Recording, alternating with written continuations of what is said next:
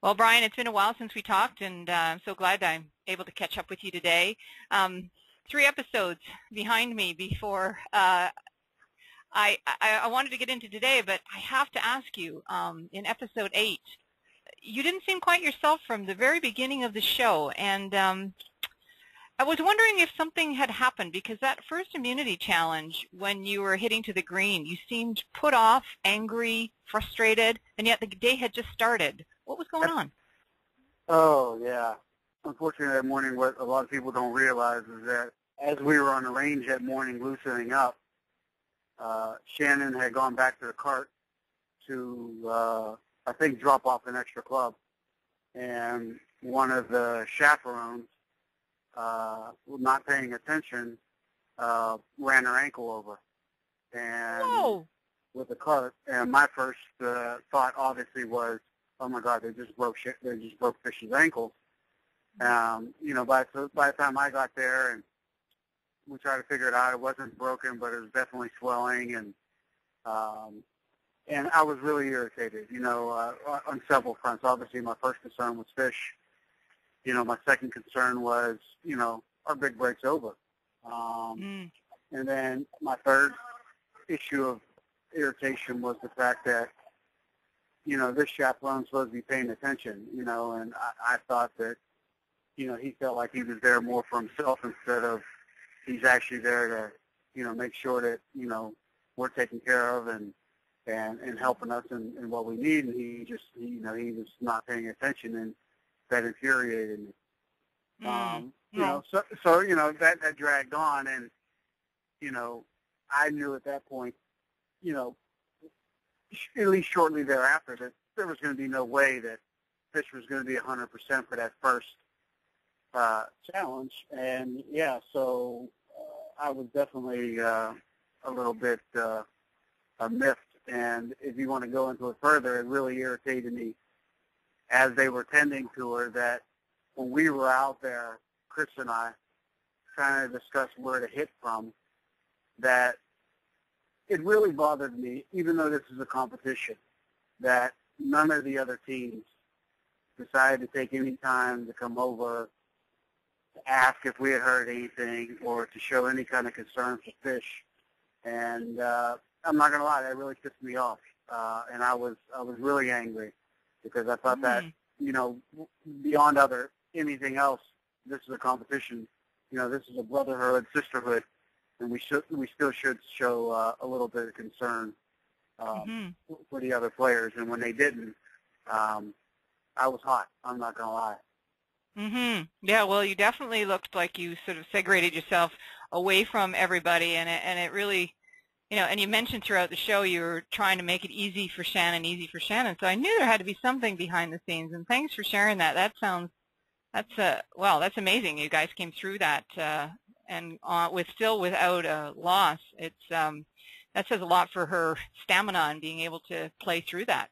Well, you got to know something about Fish. Fish is the son of a former bull rider, and that's in her blood, so she's a tough cookie.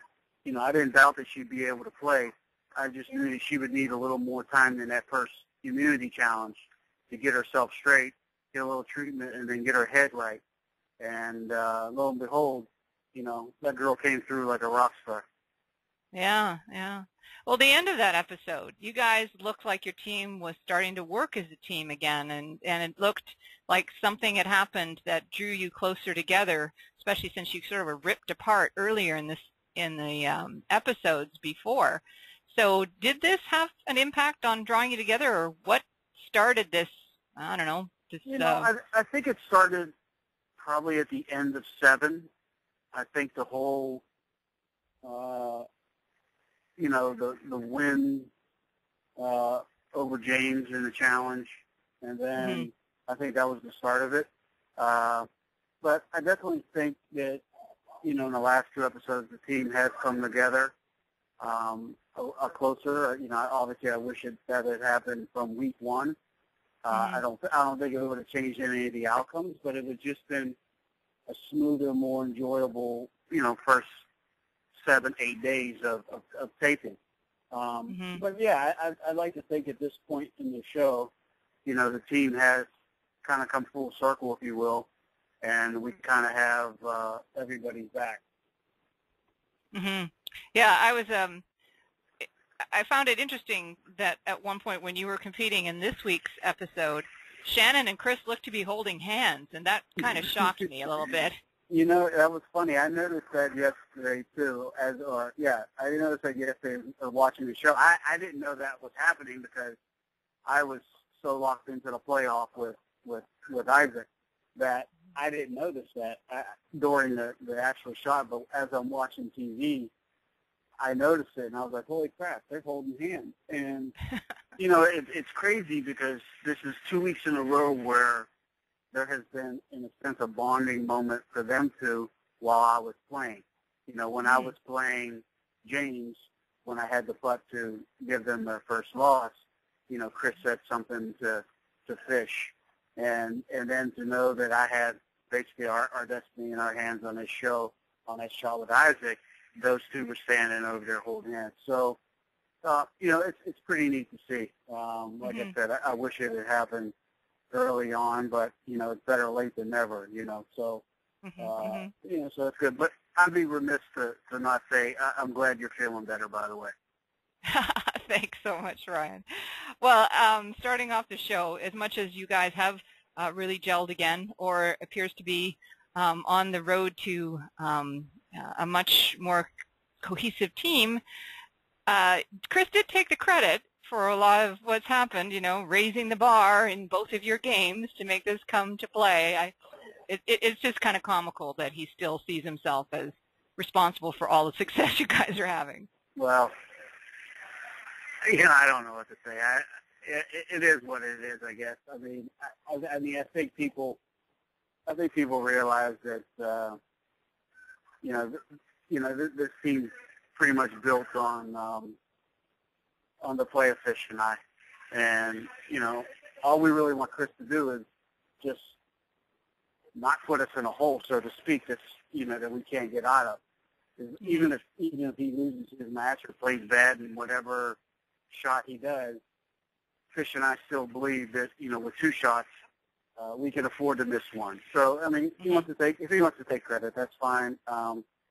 But I'm comfortable going to sleep at night, and I think Fish is probably the same, knowing what's going on here. Well, let's get on to some of the play. When you guys played really well, obviously got into a playoff for the first immunity challenge, but you were so wired up. I haven't seen you that wired up in any episode previously.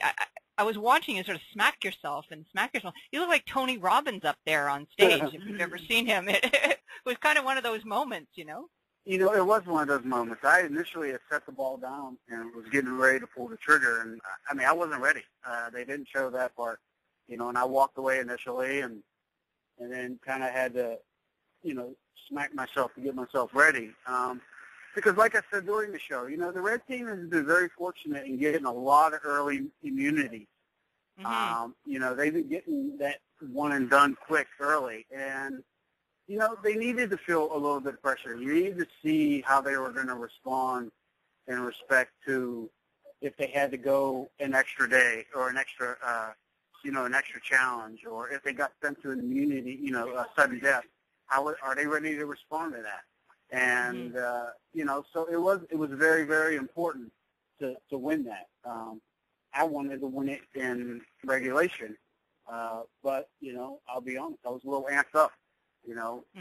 And I know that when I get amped up, my misses left. And just like when I faced off against Emily way back in I think episode 2 or 3, I was amped up to hit 4-iron down off the tee, and I hit it left. And that's just what happened on that shot. And but it could have been worse. I could have hit that shot before and not been in the playoff and given the red team another easy day. So it was good that we got that early day, and made them have to stick around and play a little longer that day.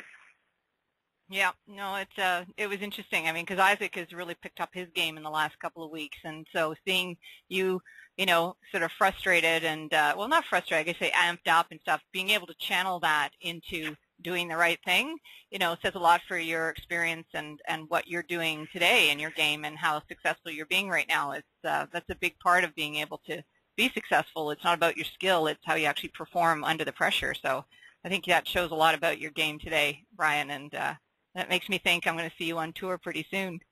Okay, let's talk about those hybrids that you got to test out. You were a little interesting in your interview. You were talking about how great Adams was and everything like that, but you were jumping all over them saying, I'm going to put these in my bag right now. They're the best thing since sliced bread. So I thought that was kind of funny that you were so diplomatically correct during that part of the show. You have to understand, I am sponsored by Titleist. So, I am extremely loyal to the brand.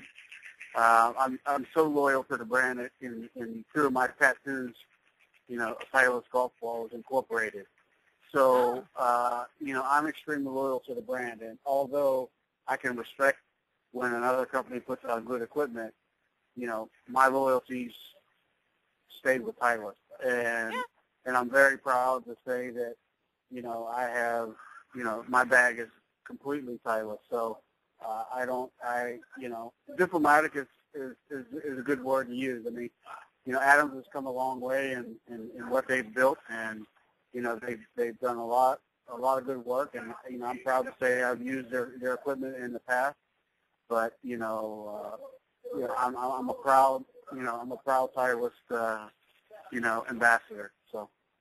Nothing wrong with that. Nothing wrong with that. No, I enjoy hitting Atom hybrids as well. I've got a couple, but it was just kind of cute watching you, so I had to dig a little bit there deeper to see what was going on. No worries. So you were off doing that during the day, and the sudden death was going on, and you watched it for the first time last night. Thoughts on James? Thoughts on Will? Thoughts on that whole part of the show? It was shocking for me. When it came down to James and Will going at it, I definitely thought there was going to be extra holes. I thought there was no doubt in my mind that James would apply the pressure and force more play. And I was really shocked that he missed the tee ball like he did, because James is an unbelievably quality player. And like he said, though, sometimes he can't get out of his own way, and that's kind of what he did there. But I definitely think if he would have hit one in the fairway, I think that would have been a completely different challenge. And I was, I'm not taking any credit away from Will. Will did exactly what he had to do to make sure his team moved on, but I was shocked in the sense that James gave it to him. Yeah, he did, didn't he? Yeah. Well, it's been a roller coaster for these teams. People have come up and shown some great stuff and then petered off. Zakia and James are both examples of that. And then there's people that couldn't hit anything, and then suddenly, Will wins a sudden death, and Isaac's really showed some game. So if you look back at the beginning of the whole series and thought the last three teams going into the penultimate episode, would these have been the three teams you've chosen? I'll tell you this: I knew I had the best partner, so I would have been shocked if we weren't one of those teams. So right off the get-go, I knew and felt very comfortable that we were going to be one of those final two or final three teams. And I felt Isaac's team was pretty strong. And then when you started to look away from there, I would have really thought, because of his abilities that you've seen in a lot of these, celebrity tournaments, that the other best team was probably the yellow team. Just because, I know Megan was the weak link, but I know James is solid. And I know Ripon. He finished second this year in that tournament, and he played great up at Tahoe. And I felt coming off that, or going into that I knew he would be a good player. And I thought that those two would be the 1-2 punch, like Shannon and I are the 1-2 punch.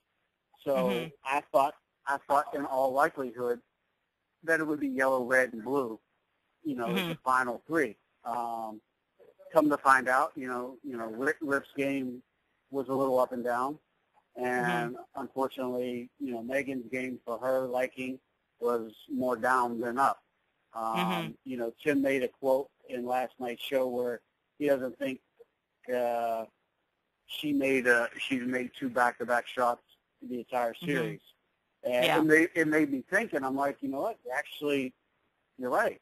She probably had hit a good shot, but when it came time to follow it up with another, it was mediocre at best.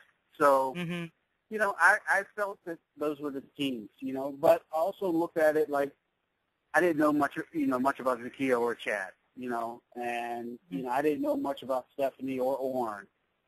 And I know Mallory, but I don't know much about Will's game or, Tim Brown. So, and Big Break has a way of allowing lesser players sometimes to sneak through because of the challenges. I mean, so it was really, it was a toss-up, but I felt very comfortable if it came down to straight-up golf that I felt Isaac's team, and I felt our team, and I felt the yellow team probably had the best chance of lasting the longest. And it's weird. I was at my course the other day, and a guy brought up a really good point to me, and it made me think.